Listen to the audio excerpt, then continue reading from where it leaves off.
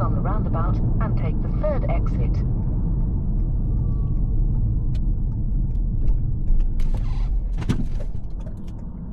Oh my god.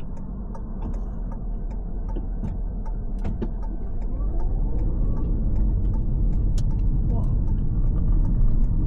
Roundabout where you said the car come very fast.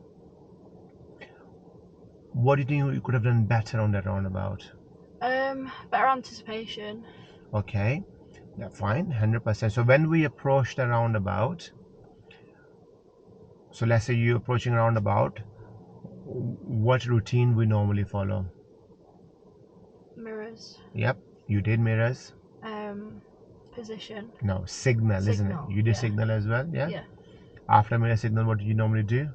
Position. Yeah. So MSP, which you did position. MSP, mirror signal position, and then S and L. What's the meaning of S? Speed. What was your speed when you were approaching that roundabout? Do you have any? Bit too quick. No, I always say to you, whenever you're approaching the roundabout, any roundabout, slow down. how much slow down though? Like way more than I.